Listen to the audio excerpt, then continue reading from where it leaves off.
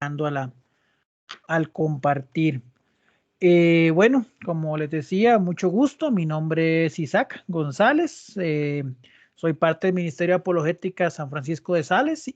Y bueno, pues es un gusto y una dicha poder compartir con ustedes esta noche, que fue una noche bastante corrida también. La verdad, hoy pues yo trabajo en Tibás y vivo en Cartago. Entonces salimos a las 5 de trabajar y hubo problemillas con los Uber, no llegaban, otros de, y al final después había una presa, el muchacho del Uber me decía que estaba con problemas de combustible y yo ahora lo que me falta es que nos quedemos varados, pero bueno, bendición de Dios, pues pudimos llegar a tiempo y poder compartir este proceso y estas maravillosas experiencias y este conocimiento que nos deja justamente lo que es la Sagrada Escritura. Entonces, pues como toda reunión de iglesia y unidos en la presencia del Señor, pues vamos a invocar primero a su Santo Espíritu. Recordemos lo que dice el Concilio Vaticano II en Dei Verbum número 12, cuando nosotros nos acercamos a la Escritura, tenemos que ir y leerla con en el mismo espíritu en la que fue escrita, ¿verdad? Entonces, ¿qué significa esto? Que no podemos acercarnos a la palabra de Dios no sin antes ponernos en la presencia del Espíritu Santo, que fue el que iluminó todo el proceso, como lo veíamos tal vez en las primeras sesiones, que es el que ilumina, el que inspira y revela el designio de Dios ante los hombres, y bueno, es el que se encarga de guiar al agiógrafo o al escritor pues sagrado a convertir en palabras humanas el mensaje de Dios. Entonces, pues no podemos iniciar ningún estudio bíblico ni ninguna formación, ni siquiera una lectura bíblica, sin antes ponernos en presencia del Espíritu Santo. Entonces, pues iniciamos nuestra sesión en el nombre del Padre, del Hijo y del Espíritu Santo. Amén. Divino Espíritu Santo, tú eres el inspirador y el primer autor de toda la Sagrada Escritura. Concédenos meditarla en sintonía con el sentido que le diste. Al darnos a conocer el texto que contiene el divino mensaje, ayúdanos a entender los conceptos profundos que allí depositaste.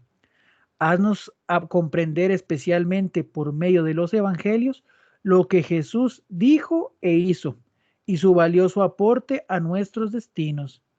Concédenos saborear el texto revelado, encontrar en él la divina seducción, descubrir el amor que por nosotros se ofreció.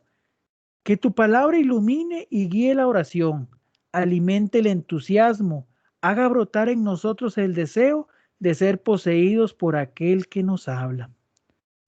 Gloria al Padre, al Hijo y al Espíritu Santo, como era en el principio, ahora y siempre, por los siglos de los siglos. Amén. Amén. Permanecemos en la presencia del Señor, en el nombre del Padre, del Hijo y del Espíritu Santo. Amén. Bueno, como dice la presentación que pues la carátula inicial de la presentación, hoy vamos a hablar un poco sobre los libros poéticos. Hoy vamos a entrar en el mundo de la poesía y también, ¿por qué no decirlo? Porque en uno de los libros lo veremos, el romanticismo.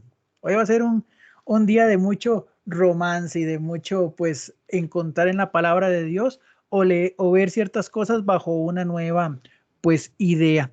La idea igual es, pues, si hay alguna duda, alguna cosa que no va quedando claro, pues libremente pueden preguntar y pues si estamos para contestar la pregunta, pues lo podemos hacer. Y también, por otro lado, si hay alguna pregunta adicional o alguna cosa ahí, pues como siempre estamos anuentes a las respuestas y si no conocemos la respuesta de primera mano, pues nos comprometemos a conseguírselas para la siguiente sesión. O a través de Pablo, pues les hacemos llegar la respuesta porque bueno, este camino de la Biblia es tan amplio que hay tantas cosas que todavía nos ayuda o tenemos que ir aprendiendo. Entonces, bueno, vamos a entrar con los libros poéticos. Vean qué interesante cómo en ese aspecto el Señor ha actuado de maneras maravillosas que, que Él ha querido hacer partícipe al ser humano de su plan de salvación. De hecho, vean, esta diapositiva es una frase muy sencilla, muy concisa. La historia de la salvación es iniciativa de Dios e invita al hombre a ser parte de ello. Okay. Como decía San Pablo, el deseo es que todo hombre se salve, claro está, y llegue al conocimiento de la verdad.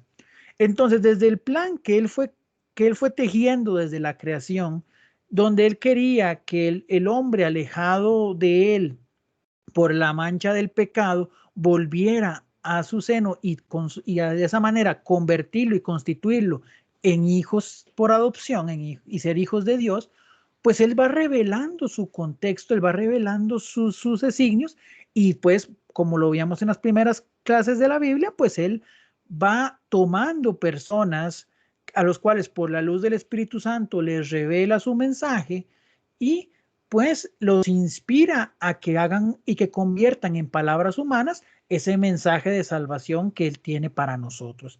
Entonces, vean qué interesante, o sea, Dios en su infinito amor hace al hombre partícipe, lo hace portavoz del mensaje, pero el hombre no es como una, ¿cómo decirlo? Como una, en esas épocas, como esas secretarias que tomaban apuntes y tenían que decir textualmente y hacer cartas con textualmente lo que decían sus jefes. No, el Señor inspira, pero da en la libertad del hombre y en sus capacidades principalmente esa potestad de poder llevar el mensaje según sus conocimientos, según sus sentimientos y según sus carismas. Entonces, por eso nos damos cuenta cuando leemos a lo largo de los 73 libros que conforman la Sagrada Escritura, podemos encontrar diversas formas, diversos modos, diversas, lo que llamamos géneros literarios, que al final, pues, impulsan y le dan ese toque especial, por decirlo de alguna manera, de la enseñanza o de ese plan de salvación para que el hombre lo reciba. Entonces, claramente es entender que el ser humano recibe el mensaje de Dios y lo convierte según sus capacidades actuales, inclusive sus limitaciones. Hemos visto, por ejemplo, casos donde hay elementos bíblicos que si los leemos o los meditamos a la luz de los avances tecnológicos actuales, no tienen ningún sentido. Y justamente es porque nosotros, por decirlo de alguna manera, pues el ser humano es también, pues por decirlo de alguna manera, pues de su tiempo, ¿verdad? Entonces hay avances tecnológicos, hay cosas que él no ha descubierto, pero que igual no dejan de ser, pues, pero igual eso no se convierte en una limitante para que el mensaje de la Sagrada Escritura, para que el mensaje de salvación, pues sea correcto y sea pues claro y sobre todo que sea eficaz. Entonces, pues bien, ahí es donde entra un poco ese tema. Y bueno, cuando hablamos de los libros poéticos, pues estamos hablando de personas que pues son capaces de ver la historia de salvación y llevarla en un contexto pues que es pues, ¿cómo decirlo? Como muy artístico, por decirlo de esa manera. Entonces, él, en este caso, el agiógrafo, el autor sagrado, pues, utilizando el talento mismo que Dios mismo le dio para, pues, escribir de maneras un poquito más artísticas, más poéticas, pues lleva el mensaje en este tipo de libros. Y bueno, pues en ese caso es importante verlo, que a veces hay elementos propios de la vida del ser humano en general que suenan más bonitos de otras maneras, ¿verdad?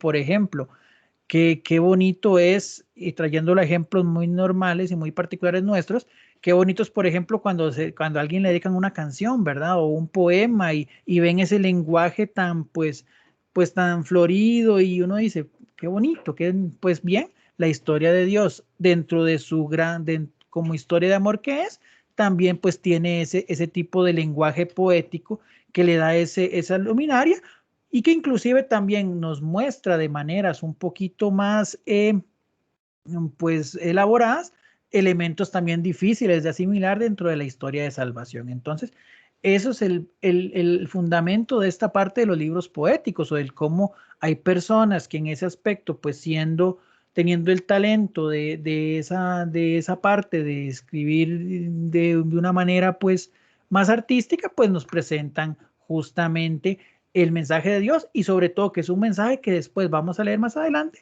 es trasladado en oración. Entonces, Eso es pues justamente lo que nos referimos con los libros poéticos. Ok, ¿cómo surgen estos libros poéticos? ¿Dónde salen?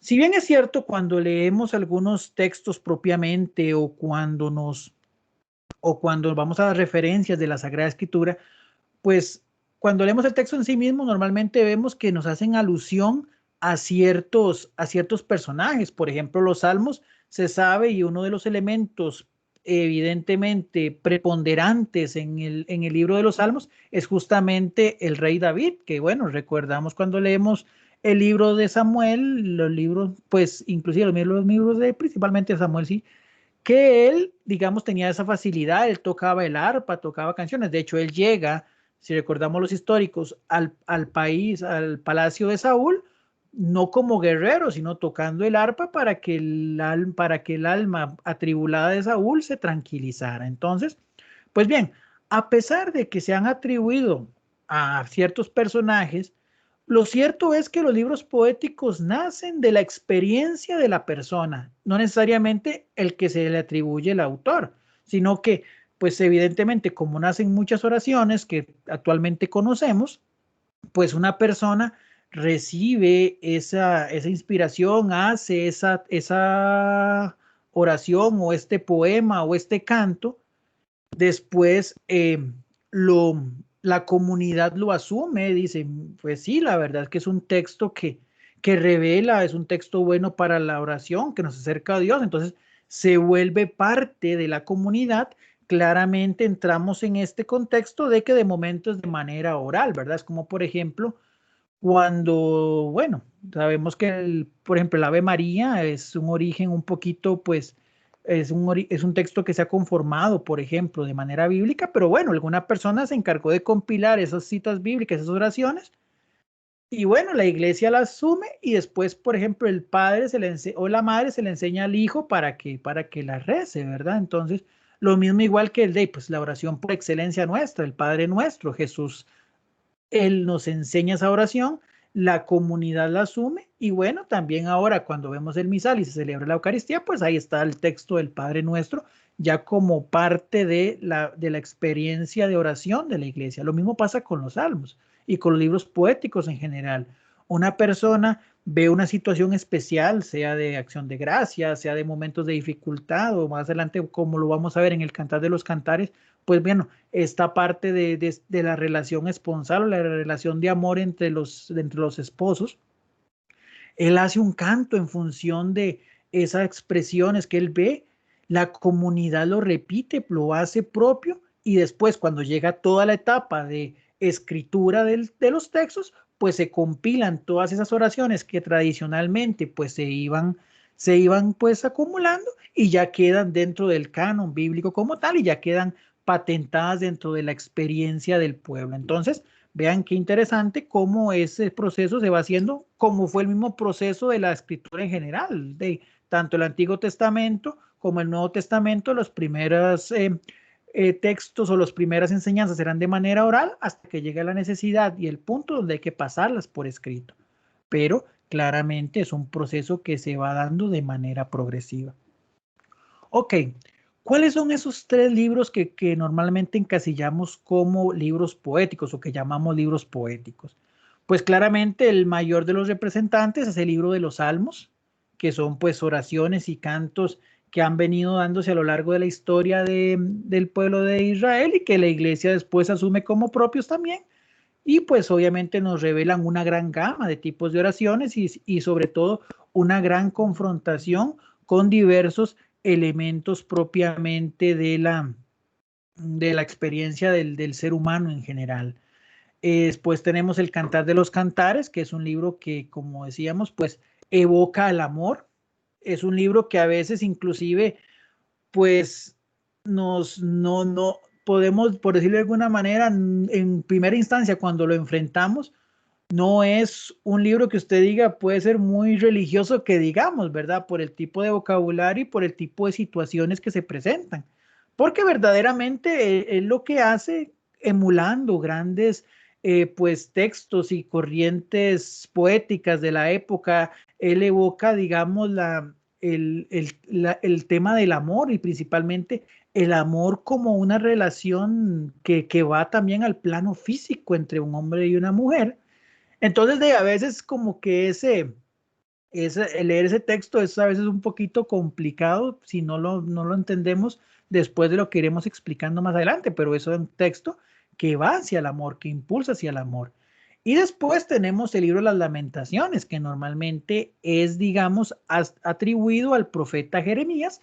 Y bueno, habla sobre el dolor y la necesidad a veces de la purificación, el arrepentimiento y la purificación después de un momento de crisis, de un momento tan difícil. Y bueno, después lo vamos a ver un poco más profundo, pero claramente la contextualización que se le da a las Lamentaciones es el momento en el que el pueblo de Babilonia pues destruye el pueblo de Israel. Entonces, ante ese panorama, que es tal vez una de las crisis más fuertes que presentó el pueblo de Israel a lo largo de la historia de salvación, pues ellos hacen una reflexión que se vuelve de una manera poética en un libro que conocemos como las Lamentaciones. Si voy muy rápido, si hay algo que no va quedando claro, reitero, tienen total libertad de pues levantar la mano o poner el audio. Preferiría, si no hay ningún problema ni ninguna pena, pongan el audio, porque ahorita pues Pablo está, pero también está con otras diligencias, entonces de ahí puede ser que se me vaya si levantan la mano o pasan un mensaje al chat que no lo vea. Entonces, para no pasar por alto Sí, dime. Fred, Fred. mira, tengo una duda. ¿Por qué el Eclesiastes, que es un libro diferente a los Salmos, pero es un libro muy descriptivo, muy artístico, y también el libro de sabiduría, ¿por qué no está considerado como libro poético? Eso los vamos a ver, no sé si ya los vieron o lo tenemos que verlo más adelante, es que eso entra en otro género que se llama género sapiensal. Digamos, obviamente el enfoque, como sí es muy cierto, son libros que tienen un lenguaje muy elevado, pero a la hora de, digamos, de encasillarlos, por alguna manera, o de catalogarlos, ellos tal vez no van estos libros que vamos a ver, principalmente, bueno, Salmos y Lamentaciones, van mucho en una línea muy de oración.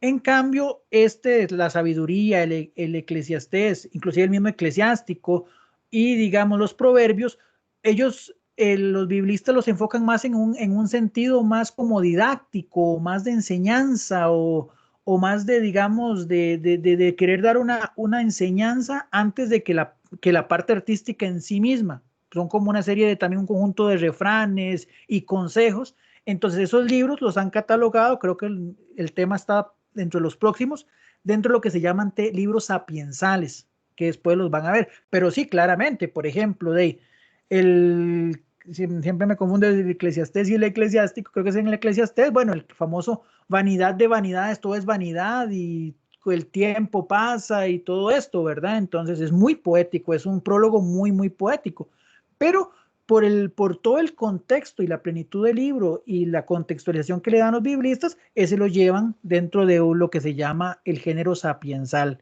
que está para verse en un tema posterior, si no me falla la memoria. Creo que ahorita, es más, creo que es el que sigue. En la próxima sesión vamos a hablar un poquito sobre lo que son los libros sapiensales. Pero por eso es más que todo, esa es la explicación, Freddy, en torno a ese tema, de por qué no entra aquí, sino que ya lo llevan a otra categoría, más que todo por temas de contenido. Por forma, pues también a cierto punto por forma, porque como te digo, ven más como la parte como de querer dar una enseñanza. Por eso le llaman sapiensal, de sapiencia y de inteligencia. Y por eso no lo clasifican como propiamente poético. Ok, gracias. Con gusto. Igual como les digo, gracias Freddy, igual hermanos, si voy muy rápido, si hay algo que no está quedando muy claro, pues aquí estamos para aprender y pues nos devolvemos o trato de explicarlo de manera diferente. Ok, continuando, entonces estos son los 3 libros. Entonces, si los quisiéramos encapsular como en ejes propiamente, el libro de los Salmos es un libro como que nos lleva mucho a la oración y es una oración muy amplia porque vamos a ver más adelante que son diversas expresiones de oración que encontramos a lo largo de los 6, que son 150 salmos, ¿verdad?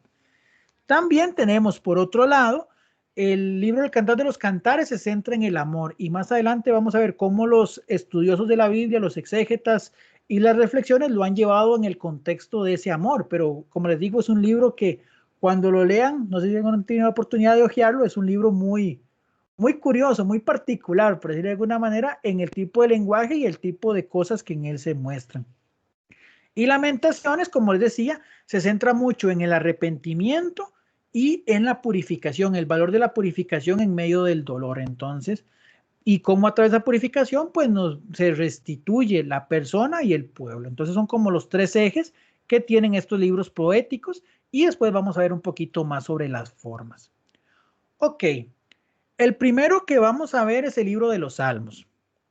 Evidentemente vamos a verlo, parte que el curso es muy básico, y de ahí también por la amplitud del libro, de ahí, como les dije, son 150 salmos, pues vamos a ver un poquito de unas generalidades y pues siempre con la invitación de acercarnos a ellos porque son hermosos. Entonces, ok, los salmos nacen de la experiencia, de la experiencia personal de un individuo, de una persona que en un momento de circunstancias, pues habla a Dios, él decide comunicarlo porque siente diversas emociones que después la comunidad asume como propias, o sea, la comunidad ve en esa expresión, en esa oración, algo que identifica también o que puede identificar toda la experiencia de la comunidad y la empieza a asumir dentro de un depósito común. Y después, en el momento, como decía al principio, en el momento de la escritura, se compilan cada uno de esas oraciones y queda el texto ya propiamente definido y de uso, porque de hecho el libro de los Salmos es un libro después de lo que es la ley y la parte de los profetas, por lo menos a nivel de la comunidad judía, es el primero de los libros que llaman los Ketubim. No sé si han escuchado o si en las primeras sesiones de curso escucharon sobre lo que es la Tanakh. La Tanakh es lo que es la Biblia, es el nombre que le dan los judíos a sus sagradas escrituras, que evidentemente en paralelo, pues son para nosotros el Antiguo Testamento, la relación, la Biblia judía es justamente el Antiguo Testamento. Y ellos dividen esas escrituras en tres grupos muy bien marcados, que son justamente la Torá, que es como el Pentateuco, son los primeros 5 libros, esa es la base de su ley, y eso es prácticamente el libro sagrado para ellos. Pero aparte de eso, pues evidentemente también tienen los libros proféticos o Neivim, que son, digamos, todos los libros que van desde, que para nosotros en muchos casos hay libros de los profetas y los libros históricos para nuestro estudio bíblico o para la Biblia católica, para ellos están todos en ese rubro que se llaman los Neivim, porque estamos hablando de que son desde el libro de Josué, que recordemos que está Josué, Jueces y Samuel. En Samuel empieza a venir todo lo que es la experiencia profética con Samuel, que es el primer profeta justamente, hasta los profetas mayores y menores que ya vimos en clase. Entonces, eso es lo que llaman ellos el Neivim, es como la segunda categoría de libros. Y después están lo que llaman los escritos, los agiágrafos o los Ketubim, que son justamente el libro de los Salmos, los libros de Crónicas, los libros de Ruth, de Esther, y después, bueno, muchos que mencionamos aquí, Lamentaciones, Cantar de los Cantares y los libros sapiensales. Todos esos escritos, pues, son como el complemento de textos que ellos, pues, estudian. Los salmos son muy involucrados también dentro del tema cultural, dentro de las celebraciones litúrgicas, pero son como la tercera categoría de los libros que ellos usan. Entonces, los salmos, dependiendo de la rama judaica o de la ubicación que le den, son los primeros libros de esa sección. Entonces, esa parte, digamos, es de vital importancia porque de hecho, escuchaba en un texto, leía en un texto judío, ellos le llaman la Biblia del rezo. O sea, en los salmos ellos evalúan mucho y viven mucho el tema de la oración personal y la oración comunitaria, que bueno, ahorita es más adelante lo veremos. Dentro de los autores, ok, como les decía al principio, pues hay infinidad de autores, inclusive de un que tal vez salió de un personaje de ellos, pues la fueron también adaptando a una circunstancia comunitaria. Entonces, inclusive tal vez muchos textos o muchos salmos tuvieron algunas modificaciones en la forma en que fueron elaborados. Pero dentro de la tradición judía, normalmente se le asumen a David la gran cantidad. De hecho, si ustedes leen en los textos bíblicos, en muchos dice Salmo de David, o sea, en la tradición judaica, pues se la atribuyen a David y tiene mucho sentido. En primer lugar, por lo que el personaje representa, por lo que fue la historia del personaje. Recordemos, como decía al principio, que David era un cantor, era una persona que en ese aspecto pues tenía ese talento para tocar el arpa, para cantar canciones. Y aparte recordemos que pues David es el rey según el corazón de Dios, ¿verdad? Lo veamos un poquito en los libros históricos. David es justamente el prototipo del rey por excelencia y pues justamente ya si lo llevamos a la esperanza mesiánica, es de la casa de David en donde va a venir el Mesías que va a consolidar nuevamente la salvación para la comunidad judía. Entonces, pues evidentemente ante la figura tan importante que es David, pues también la tradición le atribuye muchos de esos salmos a él. Y bueno, tampoco se puede descartar que justamente hay salmos que verdaderamente fueron escritos por él. Después hay otros 12 que son otro personaje que se llama Asaf. Hay 11 que se le llama los hijos de Coré. Los hijos de Coré eran una familia que pues era muy conocida como familia de cantores en el templo propiamente. Ellos se dedicaban o eran reconocidos como su función dentro del culto era la de realizar cantos. Y bueno, hay algunos salmos que se le dan a otros personajes, inclusive al mismo Moisés o Salomón. Y hay 35 en particular que no se le atribuyen a ninguna persona en específico. Entonces, como pueden ver, digamos, es muy variada pues, la autoría, porque como les decía al principio, pues van haciendo de la experiencia del pueblo. Entonces, pero en la tradición judía y por lo que representa el personaje, muchos se le han entregado justamente a David. Pero podemos hablar de que la compilación de todos los salmos fue un proceso de alrededor de 700 años. Y bueno, en el siglo III antes de Cristo, pues ya estaban definidos estos 150 salmos que conforman lo que es el salterio. Que bueno, la palabra salterio es otra forma de como ellos llaman a los salmos. El salterio viene de una palabra griega que era justamente un instrumento de cuerda que se utilizaba mucho para cantar este tipo de cantos, valga la redundancia, pues poéticos. Entonces ahí es donde sale la palabra salterio.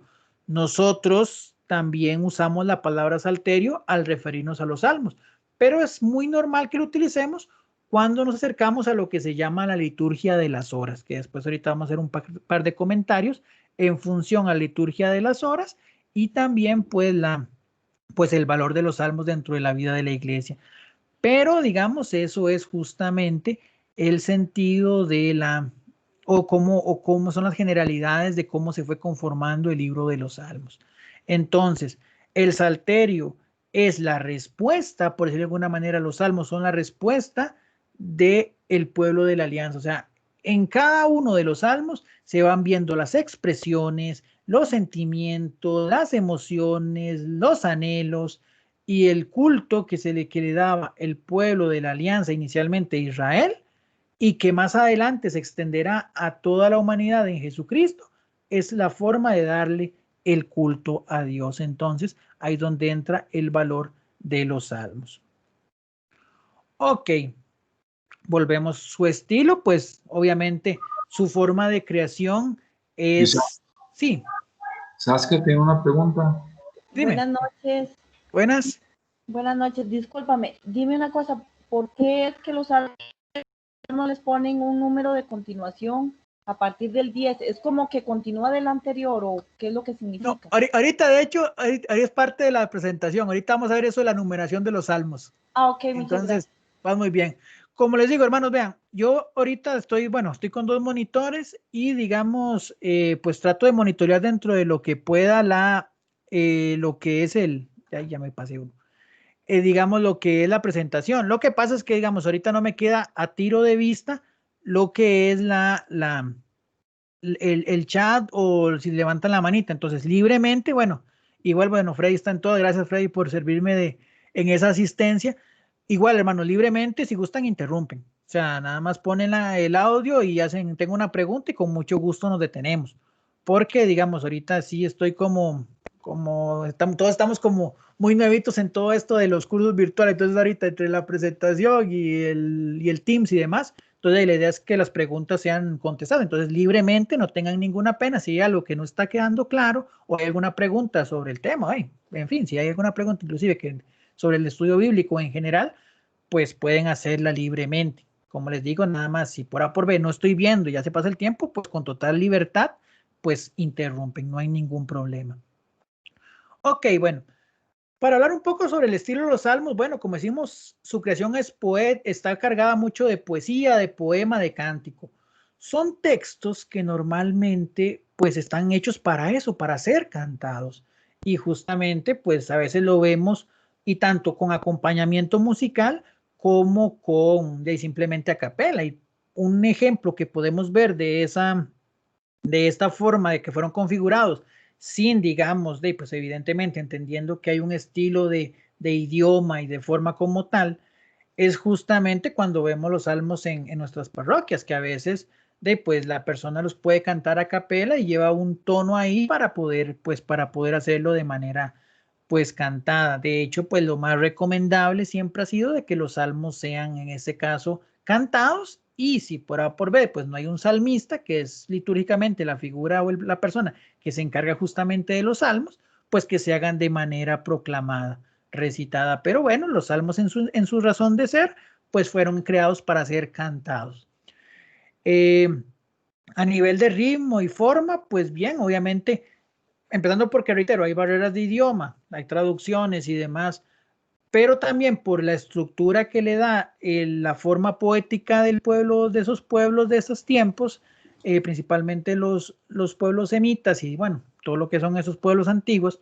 No hay una forma como conocemos actualmente nosotros los poemas, ¿verdad? Que normalmente hay una rima o hay estructuras, digamos, de ciertas cantidad o cierto número de sílabas, sino que el poema o el salmo, la estructura de los salmos, pues en el sentido bíblico, está principalmente conformado por una mezcla entre sílabas, lo que llamamos tónicas y átonos, o sea, palabras, el acomodo de palabras de manera de que haya una pronunciación melódica entre la sílaba tónica, que es la que suena más fuerte, la que se le pone más acento, y las sílabas átonas, que son pues las que suenan un poquito más suave, y principalmente en la estructura que se da. De hecho, no sé si normalmente han puesto atención en los salmos de la Eucaristía, cuando vamos a misa, y normalmente usted lo que escucha, o si ha visto los libros de los leccionarios, normalmente son como 4 frases. Entonces, por ejemplo, decimos, el Señor es mi luz y mi salvador, ¿a quién temeré? El Señor es mi baluarte, y va. Entonces va 1, 2, 3, 4. Normalmente las 2 primeras son un versículo y las otras 2 son un versículo. Normalmente en la liturgia, pues leemos 2 versículos que son aproximadamente 4 líneas. A veces se dan casos que esos salmos están conformados por 5 líneas. ¿Por qué? Porque son, o mejor dicho, estamos llevando 2 frases y hay otras que están por 3 frases. A veces cuando proclamamos los salmos, de hecho voy a ponerles un ejemplo que tengo ahorita justamente a la mano, que es el Salmo 24, que vean, por ejemplo, dice, de Yahvé la tierra y cuanto la llena, el orbe y cuando las habitamos. Aquí hay 2.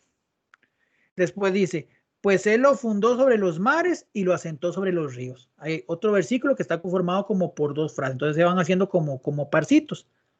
Pero, por ejemplo, el versículo siguiente dice, ¿quién subirá al monte de Yahvé? ¿Quién podrá estar en su santo recinto? 2. Y después dice, el de manos limpias y puro corazón, el que no suspira por los ídolos, ni jura con engaños. Ven, ya aquí hay 3. Cuando proclamamos los salmos, a veces, bueno, los que participamos como lectores en la Eucaristía, a veces los salmos nos dan como dolor de cabeza porque nos dicen, normalmente uno ya se predispone a que son como 4 frases y normalmente el salmista dice, de Yahvé es la tierra y cuanto la llena, el orbe y cuantos la habitan, pues él lo fundó sobre los mares, lo asentó sobre los ríos, y ya normalmente ya la gente responde como siguiendo ese ritmo. Cuando se atraviesan estos casos de 3, a veces la gente, por ejemplo, uno dice, el que no suspira por los ídolos y falta, ni jura con engaño, y ya la gente está contestando porque está muy ubicada a ese esquema de 2 frases de 4 líneas, ¿verdad? O a veces, por ejemplo, en este último mismo Salmo 24, bueno, por dicha me quedaron todos los ejemplos listos. ¿Cómo cierra? ¿Quién es el rey de la gloria? Yahvé Sebuat, él es el rey de la gloria. 3. Entonces, normalmente la gente a veces no responde inmediatamente porque les esperarían una línea adicional. Entonces, bueno, dentro de todo este contexto, pues es más que todo para que vean cómo normalmente se conforman esos salmos. O sea, son normalmente, cada versículo es aproximadamente de 12, pues de 2 líneas, y ahí pues ahí a veces se intersecan de 3 líneas. Entonces, eso es lo que se le llama estilos dísticos, las de 2 frases, y trísticos, las de 3 frases. No sé si eso quedó por ahí clarito. Después, algunas otras formas o del estilo propiamente de los salmos, pues el uso de paralelismos, o sea, usa comparaciones o usa, digamos, circunstancias que quieren reafirmar una idea a través de 2 frases. Por ejemplo, tenemos un paralelismo sinónimo. ¿Qué significa esto? Que quiere externar 2 ideas que significan lo mismo, como por ejemplo la de este salmo. Rocíame con agua y seré limpio, lávame y seré blanco como la nieve. O sea, se enfatiza el hecho de que el Señor purifica al hombre. Después está lo que llamamos el antitético, que es justamente 2 ideas que denotan lo contrario. Pues conoce el Señor el camino del justo, mientras va a la perdición el camino del impío. O sea, que dice que el camino del justo va hacia el Señor y el Señor lo conduce, pero el del impío, el que se aleja de Dios, va en sentido contrario. Entonces, eso es lo que se le llama un paralelismo antitético, o sea, que son totalmente lo contrario. Y hay otro que es lo que llamamos un paralelismo sintético. ¿Qué significa eso? O sea, que son 2 frases que se reafirman. Entonces, ¿quién es el rey de la gloria? Bueno, justamente el salmo que estábamos leyendo. Es Yahvé, Dios de los ejércitos, él es el rey de la gloria. O sea, hace una pregunta que a la vez es una pregunta casi que retórica y él mismo la responde reafirmando la idea. Que entonces, eso es lo que se le llama un paralelismo sintético. Entonces, el paralelismo sinónimo son 2 comparaciones que complementan. El antitético es 2 frases diferentes u opuestas, y el sintético es una frase y una segunda que reafirma lo anterior. Esa es, digamos, la forma en cómo normalmente se estructuran estos salmos, ¿verdad? Entonces, eso es parte del estilo de la conformación. Ahora, también podemos hablar de una división por contenidos. O sea, como les digo, el salmo son 150 salmos. De hecho, recordemos que cuando hablamos de salmos, aquí no utilizamos el sentido de como normalmente vamos en una cita bíblica. Por ejemplo, Lucas capítulo 3, versículo. O sea, los salmos no usan capítulos. En sí mismo el salmo es el capítulo. Entonces, cuando decimos el salmo tal, es justamente toda una estructura. No es que sea un libro, pues, que esté dividido en capítulos. No, es que cada salmo es uno en sí mismo, pero están contenidos en el salterio en general. Entonces, eso siempre es importante recalcarlo, y por eso es que no decimos salmos capítulo tal. No, es que cada salmo en sí mismo es un texto propiamente. Y entonces no es como los evangelios o como los demás libros, que son un texto amplio dividido en segmentos. Pero evidentemente sí lo tenemos en versículos. Entonces, los salmos, como les decíamos anteriormente, es la respuesta del hombre a Dios, y esa respuesta del hombre, pues evidente, está marcado en muchos casos por elementos o circunstancias que está viviendo. Entonces, que van desde la alegría y el gozo y el júbilo hasta el dolor, la desesperanza y la incertidumbre.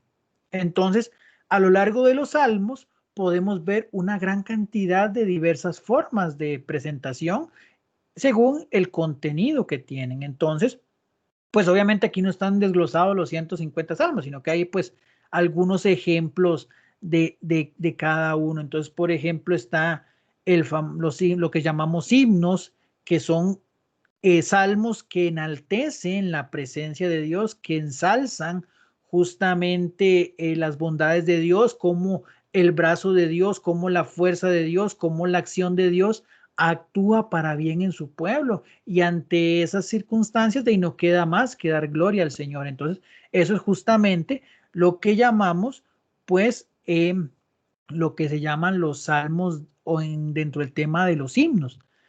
Cabe destacar también que, bueno, también tenemos lo que son, hay salmos que le llamamos los cánticos de Sión, como por ejemplo el Salmo 146 o el Salmo, perdón, el 46, el 48, que es el tema de Sión, la hija de Sión y todo el contexto de Sión, también tienen una connotación escatológica. ¿A qué me refiero con esto? Recordemos que el concepto judío de la hija de Sión lo que refleja es esa ciudad que va a representar la nueva Jerusalén, el lugar donde todos vamos a estar, o por lo menos la esperanza judía, que tampoco difiere mucho de la nuestra, es ese cielo nuevo y esa tierra nueva. Entonces, dentro de esos salmos de alabanza a Dios, pues están estos cánticos de Sión que también pues alaban al Señor, pero también están esperando de una manera la venida definitiva, su redención en el Mesías, que hasta cierto punto también lo estamos esperando nosotros, a diferencia de que nosotros ya recibimos la redención en Cristo y esperamos nada más lo que es la parucía, ahorita que estamos cerca de iniciar el tiempo del Adviento. Entonces, eso es lo que pues representa digamos, lo que llamamos los cánticos de Sión. Y también hay otro tipo de himnos que son los himnos del reinado de Yahvé o los himnos del reinado de Dios, que son, digamos, textos donde se exaltan cómo el Señor gobierna con justicia, con rectitud y con mano fuerte y brazo poderoso a su pueblo y lo va conduciendo y lo va protegiendo. Entonces, pues dentro de los himnos podemos encontrar eso, los himnos o los cánticos de Sión y también los salmos del reinado de Dios, cómo Dios reina en medio de su pueblo.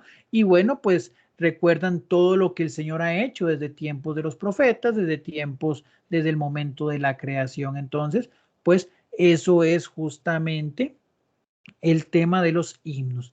También tenemos por ahí lo que llamamos los salmos de súplica, que también, a diferencia de los himnos, pues no hablan, se acercan a Dios, hablan a Dios, pero no de una perspectiva de enaltecerlo, sino más de una perspectiva de solicitud, de confianza de que Él va a obrar en medio de situaciones difíciles que enfrenta el pueblo.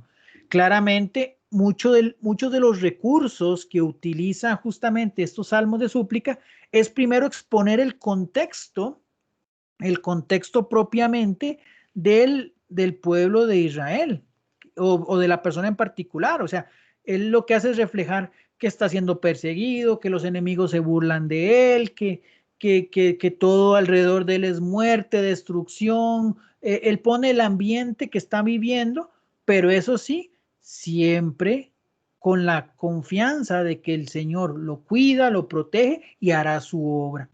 Por ejemplo, es que ahorita se me olvida en este momento el número, perdón, que es justamente el salmo de Dios mío, ¿por qué me has abandonado? Si leemos ese salmo, creo que no sé si me acuerdo si es el 27 o el 26 por ahí, digamos, él empieza a contar todo lo que él está sufriendo, el Eloí lama sabactani. O sea, ese es un salmo, y en ese salmo, pues mucho de lo que el Señor, de lo que se lee en él, es justamente que está siendo perseguido por los enemigos, que está siendo asediado, que se burlan y demás, pero al final confía en que el Señor actuará y le defenderá en el momento oportuno. Entonces, eso es un salmo de súplica, o sea, el de clamar al Señor.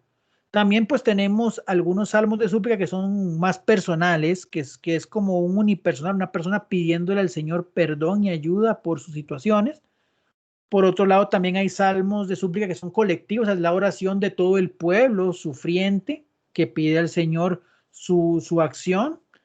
Y bueno, también hay salmos como de confesión, que es, por ejemplo, el famoso Salmo 51, que es conocido como el Miserere, que es el salmo que utiliza el rey David después de haber hecho el crimen con Urías y haber tomado a la mujer de Urías. Entonces, ese salmo lo que hace el Señor es una confesión de que él se equivocó, de que él pecó, pero que confía en la misericordia del Señor. Por eso se llama el Miserere. Miserere viene de misericordia. O sea, le está pidiendo misericordia al Señor. De hecho, así es como empieza. Misericordia, Dios mío, por tu bondad, por tu inmensa compasión, borra mi culpa. Entonces, esos son lo que llamamos salmos de súplica y algunas diversas características de pues de ese tipo de salmos. También pues tenemos lo que son los salmos de acción de gracias, que como su nombre le indica, son salmos que se realizan para agradecer al Señor en función de alguna obra poderosa que hizo en medio. Inclusive, pues bueno, tal vez no está dentro del libro de los salmos, pero por ejemplo, si nos recordamos en la vigilia pascual, cuando leemos la tercera lectura del Éxodo, que recordemos es la única lectura de todas las lecturas que proclamamos en la Eucaristía en la que no se dice palabra de Dios, ¿verdad? Porque recordemos que se proclama la lectura del Éxodo, que es cuando pasan en medio del mar, e inmediatamente dice, y entonces Moisés y los hijos de Israel cantaron este canto al Señor, y viene un salmo de alabanza. Entonces, vean cómo en este caso, pues vienen esas acciones de gracias para motivos específicos. Entonces, bueno, hay algunos ejemplos, el Salmo 18, el 21, los salmos del 65 al 68, el 124, etcétera, etcétera. Son salmos de acción de gracia. También pues hay salmos que se llaman mixtos, o sea que es porque representan dos circunstancias pues muy diferentes. O sea, por ejemplo, este Salmo 27 al 31 presentan lamentaciones, pero a la vez también una oración confiada hacia el Señor, de que confían de que hará su obra. O hay, por ejemplo, lamentación por un lado y acción de gracias por otro, como es el Salmo 28 o el Salmo 57. También hay lo que llamamos salmos didácticos. ¿A qué se refieren estos salmos didácticos? Que tal vez en su forma como tal no son salmos que en sí mismos podríamos decir que pueden ser tomados como oración, pero que en su interior, aparte de la oración, pues lo que buscan es dar alguna especie de enseñanzas, dar algún tipo de guía a las personas y en esa parte, pues, aprender en ese momento de oración, aprender a modelar la conducta según lo que Dios quiere de nosotros. Entonces ahí tenemos, como decía, el Salmo 1, el Salmo 112 o el 127, que son salmos que han catalogado como salmos didácticos. Y después hay otro grupito de ahí que lo que llamamos son salmos reales. ¿A qué se refiere con salmos reales? Son salmos que normalmente pues hacen función al tema del rey o dan pues agradecimiento a Dios por el rey o piden oración por el rey de Israel. Recordemos que dentro de la literatura bíblica, el rey cuando empezó, digamos, el tema de la monarquía, hasta antes, digamos, de que cayeran ya en los asedios de los imperios persas, asirios, babilonios y demás, el rey era el lugarteniente de Dios, o sea, era como la figura que representaba y que vinculaba el reinado espiritual de Dios dentro del pueblo y que lo convergía con el reinado terrenal. Entonces, claramente es el rey la figura que demostraba o que denotaba que eran el pueblo de Dios. Por eso entra mucho el tema en disputa, lo veíamos en el curso de cuando veíamos el tema de los libros de Reyes, la separación, ¿verdad? Y cómo la tribu de Judá se mantiene firme con el linaje que venía desde David y Salomón, y cómo las tribus del norte, pues a través del rey Jeroboam, pues empiezan otra dinastía y otros reinados que se cortaban completamente de la rama de David. Y recordemos también que la experiencia mesiánica del pueblo de Israel parte de que aquel que va a ser el Mesías viene de la estirpe de David. Entonces, esos salmos reales pues buscan exaltar, agradecer o pedir por el rey, pero entendiendo que la figura del rey dentro del pueblo es justamente la de aquel que representa y hasta cierto punto pues es figura y signo de la alianza de Dios como con su pueblo. Entonces, eso es importante también acotar y por eso es que hay ese tipo de salmos que justamente pues enfocan mucho en la figura del rey. ¿No? Y todo por aquí vamos bien, vamos todo claro. ¿Alguna consulta? El Salmo 23, que es uno de los más famosos y más populares, porque no lo veo aquí. Yo diría que es de acción de gracias, pero no estoy seguro. Pues inclusive podríamos decir que es hasta puede ser o de acción de gracias o puede ser catalogado como un himno. El Señor es mi pastor y eso, ¿verdad? Exactamente, porque él le exalta, digamos, la labor de la labor de Dios como pastor, como protector, ¿verdad? El favor que él hace, ¿verdad? Entonces No, puede ser también, también puede tomar como no un es lo himno, mismo. Sí, tienes pero razón. también puede ser un himno que en ese, como les digo, o sea, aquí se hablamos de los criterios principalmente por los sentimientos que puede despertar. Igual, claramente, cuando nosotros nos acercamos a los textos, esa misma lectura, pues, inspirará en nosotros también algunas emociones y algunos sentimientos, pero claramente también pues hay una categorización en ese aspecto, pero sí, pues el Salmo 23 podríamos verlo como esa parte, ¿verdad? Sí, lo que Como un parece. himno, No, perdón. pero ahí el No, tema no es tanto de, sí, dime. lo que me pareció extraño fue que no lo pusiste.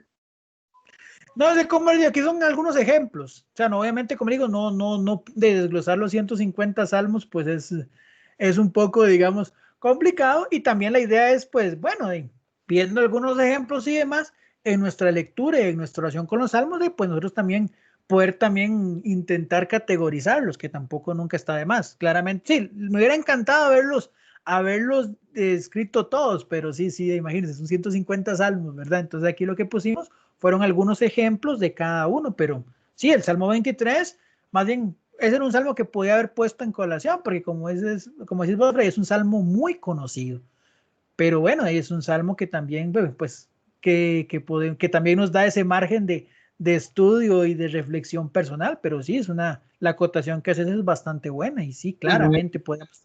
muy ejemplar, sí. Sí, exactamente, pero no, buenísimo, más bien buenísimo el aporte, Freddy, muchas gracias. Y bueno, pues como les digo, ahí la idea es ir viviendo ese salterio. Recordemos inclusive, creo que es lo que dice en la próxima diapositiva, después vamos a hablar un poco sobre esto. Ok, los salmos y la liturgia. Y aquí lo quiero llevar en dos líneas. En primer lugar, en la línea histórica del contexto en los que fueron escritos, que claramente son producto de la reflexión y la oración de nuestros padres en la fe, el pueblo de Israel, nuestros hermanos judíos. Y también pues el valor que tienen nosotros, digamos, también, o que tienen los salmos en nuestra experiencia litúrgica también. Pero bueno, primero partemos el uso litúrgico que tuvieron los salmos justamente en la tradición judaica, pues entra principalmente en el tema de los cantores del templo. O sea, nosotros, el tema como tal parte de la experiencia de la oración constante y la vivencia de la alianza. Y ojo esta expresión, porque esta expresión también tiene mucho que ver con nuestra liturgia también propiamente. Y aquí quiero hacer esta aclaración y bueno, pues tal vez saliéndome un poquito del tema bíblico, pero también llevándolo a la parte práctica. Ok. A veces nosotros decimos o podemos pensar que si mi oración es una conversación con Dios, yo podría estar sujeto a decirle a Dios lo que yo quiera, ¿verdad? O sea, y pues hasta cierto punto es cierto, el Señor pues nos ama tanto que Él quiere que hablemos con Él de maneras pues que nos sintamos cómodos de un igual igual, de un ser cercano. Inclusive en esa oración, esa conversación en oración, nos puede llevar inclusive a hablarle golpeadito a Dios en los momentos de nuestros enojos, ¿verdad? O decir que Dios no nos escucha, o que Dios no nos entiende, o que Dios me abandonó, o que me dio la espalda. ¿Okay?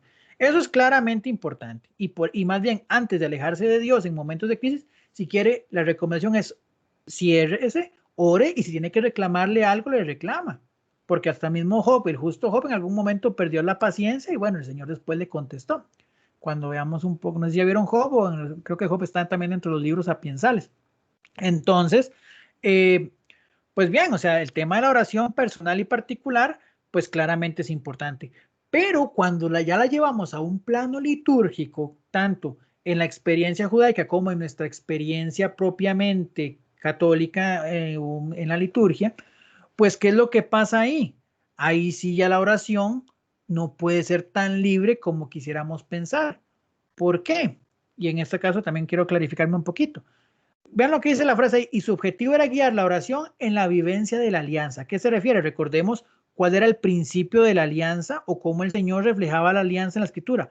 Ustedes serán mi pueblo, yo seré su Dios si hacen lo que yo les mande. O sea, quiere decir que en esa vinculación entre Dios y su pueblo, pues evidentemente el Señor nos da una libertad, pero hay cosas importantes que se deben de dar en función del principio básico de esa alianza, que es justamente la búsqueda de la santidad del ser humano, y a través de esa santidad, pues, llegar a la plenitud en la gracia de Dios. Entonces, ya cuando entramos en este tema del conocimiento y el entendimiento de la alianza, ahí es necesario entender que tal vez hay cosas que en nuestra oración personal podemos decir acaloradamente, pero que entendiéndola en función de las enseñanzas del Señor, de los mandamientos del Señor y la revelación del Señor, pues evidentemente ya no van, y por eso no pueden ser asumidos por la comunidad.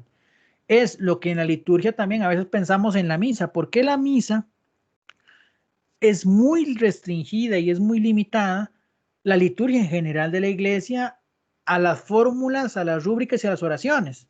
Y porque hay que ser muy cuidadosos, principalmente cuando en la liturgia quieren meter algunas cosas que tal vez son, podemos llamarlo, para decirlo bonito, pues algunas pues invenciones o cosas que quiere hacer el celebrante o el pueblo. Bueno, celebrantes somos todos, el presidente de la asamblea o los mismos laicos que estamos sirviendo, porque hay que ser muy cuidadosos en esto. Porque recordemos que hay una base y hay un principio que nunca se nos puede olvidar, y ejemplifica este primer párrafo. Nosotros decimos que es lex orandi, lex creyendi. O sea, ¿qué significa esto? Ley de la oración, ley de la fe. O sea, ¿qué quiere decir? Lo que oramos es lo que creemos. Entonces, ¿qué es lo que pasa? Que cuando nosotros abrimos a la creatividad en muchos aspectos, se corre el riesgo de que esa oración que se haga desvirtúe o confunda el efecto propiamente del signo o del sacramento o de la oración o de la liturgia. Y les pongo un ejemplo puntual. Disculpen que me salga un poquito del tema, pero creo que también pues viene un poco al caso. Hace algún tiempo, de hecho fue algo relativamente reciente, en Estados Unidos se dio una circunstancia con un sacerdote, de hecho ya había llegado hasta el punto de ya ordenarse a ser sacerdote, y encontró y vio el video de su bautismo. Y resulta que en ese bautismo empezó, como que vio el video, y a la hora del momento del bautismo propiamente, la persona que estaba presidiendo el sacramento dijo: nosotros, tu padre, tu madre, tus primos, no sé qué, te bautizamos en el nombre. O sea, obviamente hubo una distorsión de la rúbrica y de la oración.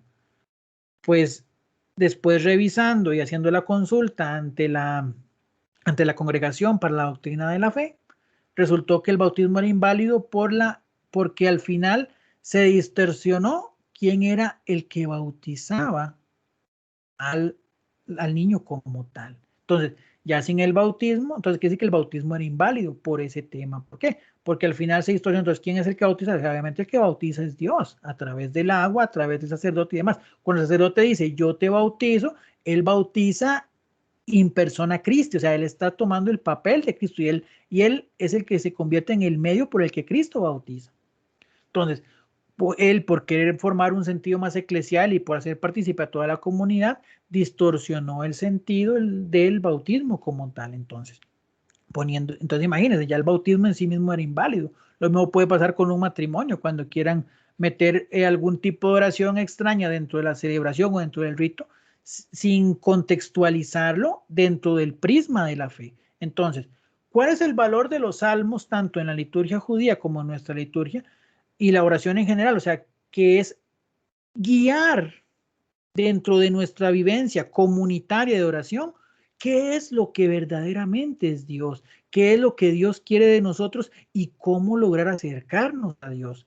Entonces, por ahí es importante lo que dice, era guiar la oración en la vivencia de la alianza. ¿Cómo? O sea, reitero, o sea, con la fórmula de ustedes serán mi pueblo, yo seré tu Dios, que utiliza el Señor en Deuteronomio, en algunos otros textos de la Biblia, se entiende, y sobre todo la agregación, si hacen lo que les mando, es que hay una implicación y hay unas disposiciones que, más que obligaciones, son disposiciones. Hay cosas que nosotros tenemos que abrirnos para poder ser parte de la alianza. Y como la palabra requisito no me gusta, pero ahorita es la única que se me ocurre, pero obviamente no es un requisito, porque no sería algo de que lo cumplo o no lo cumplo. Evidentemente todo parte de una transformación de corazón, pero es el entender la alianza dentro de lo que es justamente la búsqueda de la santidad y la conversión de la persona. Entonces, el salmo en el uso litúrgico, pues evidentemente, pues sirve para eso, para entender verdaderamente qué es lo que quiere Dios de su pueblo y cuáles son los llamados que Dios hace a su pueblo para poder formar parte de él verdaderamente. Eso por ese lado. Después, evidentemente, hay salmos que eran muy utilizados dentro de las diversas celebraciones litúrgicas del pueblo de Israel. Por eso se habla, y aquí les hago la acotación, de lo que llamaron el Salterio y la Peregrinación, que son de los salmos 120 al 134. ¿Por qué se llama Salterio y la Peregrinación? Porque eran los salmos que normalmente se utilizaban los judíos en lo que llamaban ellos las fiestas de la peregrinación. ¿Cuáles eran esas tres fiestas de la peregrinación? Y primero, ¿por qué se llamaban así? Se llamaban fiestas de la peregrinación a tres fiestas en particular que normalmente el pueblo de Israel viajaba de donde se encontrara al templo. Eran fiestas que tenían que celebrarse en el templo, que la tradición hacía que las celebraran en el templo como el centro cultural de la religión judía. ¿A qué fiestas me refiero? Primero, la fiesta que creo que ya todos hemos escuchado y conocemos, que es la fiesta de la Pascua. Por eso se habla mucho que Jesús tuvo que ir a Jerusalén a celebrar la Pascua, primero por el contexto de la ciudad y segundo porque era la obligación religiosa. Esa fiesta se celebraba en Jerusalén. La Pascua, o Pesach, la fiesta de Sukkot o fiesta de los tabernáculos, es una fiesta donde los judíos recordaban mucho la peregrinación que tuvieron a lo largo de 40 años en la tierra en el desierto antes de entrar a la tierra prometida, que vivían en tiendas como unas tiendas de campaña, por eso se llama la fiesta del Sukkot o de los tabernáculos. Disculpen. De hecho, actualmente los judíos la siguen celebrando. Ellos hacen durante una semana, ellos hacen como una tiendita enfrente de su hogar y no viven propiamente dentro de sus hogares, sino que viven afuera recordando esa celebración y recordando sobre todo la peregrinación de su pueblo en el desierto. Y está la fiesta del Shabbat o fiesta de Pentecostés, que la celebraban 50 días después de la Pascua, muy similar al sentido de nosotros. ¿Cuál es la diferencia? Que los judíos, bueno, que también llaman fiesta de las cosechas, pues celebraban justamente cómo la tierra empezaba nuevamente a brotar y también paralelamente recordaban cuando Dios le entrega la alianza a Moisés en el monte Sinaí.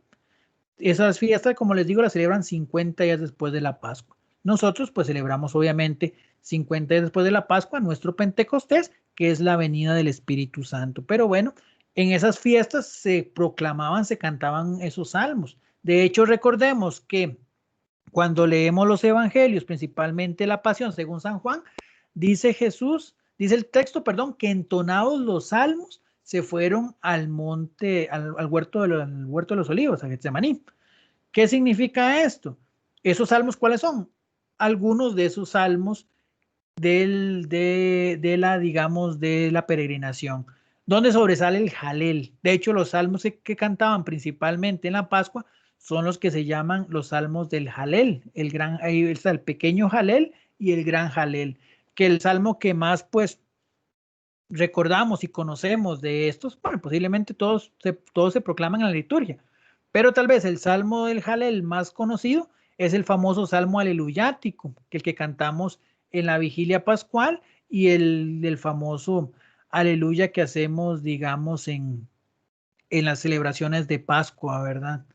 Que ahorita les busco cuál es el salmo en específico, el nombre del salmo en específico, pero bueno, ese es el que dice, cantad al Señor porque es bueno, porque es eterna su misericordia. Este es el día en que actúa el Señor, sea nuestra alegría y nuestro gozo. Cantad al Señor porque es bueno, porque es eterna su misericordia. Ese salmo que conocemos como el salmo aleluyático es el salmo más importante del Jalel y es el salmo con el que normalmente cerraban los judíos la fiesta de Pascua.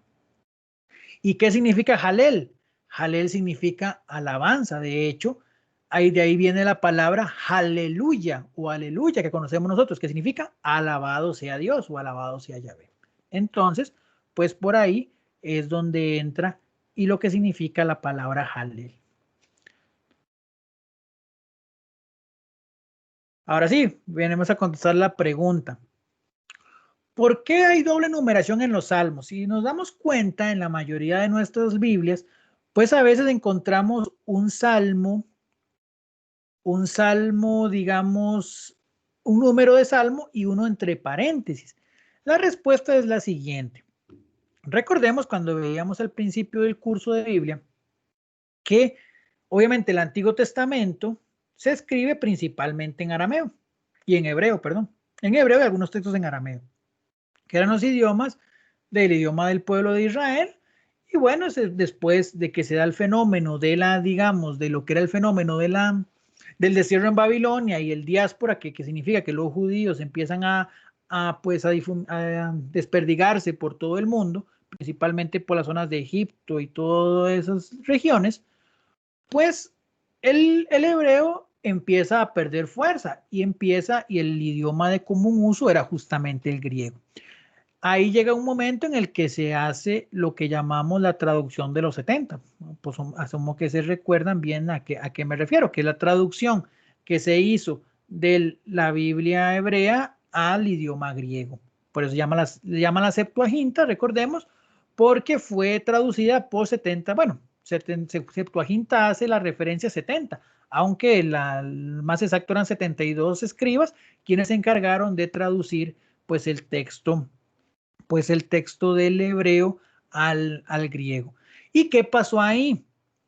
Que cuando empezaron a hacer la traducción, por ejemplo, el Salmo 9 y 10, que para la Biblia hebrea eran dos salmos, la versión griega los unificó, los hizo un solo salmo. Entonces, ¿qué pasó ahí? Ya por ahí se empieza a distorsionar. De hecho, si ustedes ven una Biblia, por ejemplo, como yo en este caso que tengo la Jerusalén, cuando empieza el 9, el texto empieza Salmo 9-10 y como a la mitad ya ponen el 10 en mayúscula. ¿Qué? ¿Por qué? Porque en este caso ya ¿cómo se llama? Para los hebreos eran dos salmos diferentes, para la traducción, perdón, en hebreo, pero para la griega era un único salmo. Y ahí pues empieza a darse esa variación, empiezan a dar los, ¿cómo se llama? Los números en hebreo y en griego. Entonces el número de adelante es el número de salmo si lo vemos desde la perspectiva de la Biblia en hebreo, la Biblia judía, la palestinense. El que están entre paréntesis es ¿cómo se llama? La contenida en la Biblia alejandrina o Septuaginta. Entonces, bueno, ahí a partir del Salmo 9 empieza esa doble numeración. Cuando llegamos al Salmo 113, la cuestión se termina de distorsionar un poquitillo más, porque el Salmo 113, pasa lo mismo que en hebreo, en el Salmo 113, pues se une, perdón, el Salmo 113 en griego une esos salmos hebreos, el 114 y 115, entonces ya la diferencia se vuelve a 2. Pero en el Salmo 116, el griego lo divide en 2 y el hebreo lo unifica. Entonces, pues vuelve otra vez a quedar la diferencia de 1. Y en el Salmo 146, la versión griega lo divide en el 140 y 147, mientras que para el hebreo es únicamente el Salmo 147. Entonces, ahí ya se terminan de pegar los salmos y a partir del 148 hasta el 150, pues ya la numeración queda normal. Entonces, ¿a qué se refiere esa doble numeración? A esto que les explico. Entonces, los griegos, cuando traducen la Biblia del hebreo al griego, los que hacen esta traducción, estos sacerdotes, pues lo que hacen, estos escribas, lo que hacen es dividir algunos salmos y fusionar otros. Pero vean qué importante, siempre mantienen en este caso los 150, que al final es el número que la tradición siempre mantuvo a nivel de cómo se llama, perdón, disculpen, una pequeña concentración, que es la que mantienen a nivel de cómo se llama, de compendio en general, los 150 salmos. No sé si quedó clara esa parte. Yo sé que tienen medio enredillo, pero no sé si quedó bien. Sí, muchas gracias. Con gusto. Para eso estamos, sí. Eso es principalmente el por qué encontramos. Ahora, ¿cuáles son los salmos que entran en, ¿cómo se llama? ¿Cuáles son los salmos que entran en, o mejor dicho, cuál es el número de salmo que normalmente utilizamos en la liturgia? Vamos a utilizar el salmo que está en paréntesis. ¿Por qué? Porque es ese salmo que es la numeración del Septuaginta, es el misma traducción que usó San Jerónimo para traducir la Biblia del hebreo, perdón, del griego al latín, lo que llamamos la Vulgata.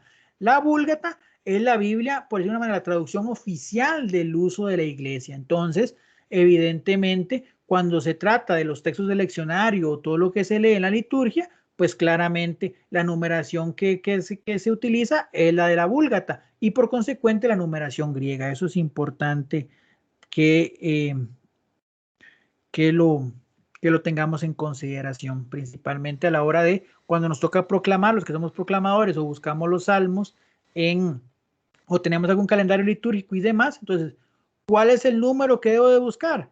El que está entre paréntesis, porque es el que justamente se relaciona con lo que es la Septuaginta. Y otra consultita, los 150 salmos se ven a lo largo de los 3 años litúrgicos. Sí, en la liturgia, sí. Sí, correcto. Nosotros los salmos sí los utilizamos a lo largo del año litúrgico. De hecho, ¿por qué? Porque de hecho, inclusive nosotros los hacemos ahí y también en lo que llamamos la liturgia de las horas. No sé si las han hecho o han escuchado sobre el tema liturgia de las horas. O sea, para la iglesia los salmos son sumamente importantes. De hecho, ¿cómo se llama? El contexto, de hecho, el contexto del rosario y la aparición justamente del rosario es mucho también en función al tema de los salmos. Los otros, se dice que los monjes cuando empiezan a vivir ¿cómo se llama? En las vías monásticas, las abadías y demás, ellos tenían por costumbre la oración el rezar el salterio, rezar los 150 salmos. Entonces, querían de esa manera, querían que el pueblo también participara de esa práctica. Lo que pasa es que, digamos, el pueblo no sabía leer.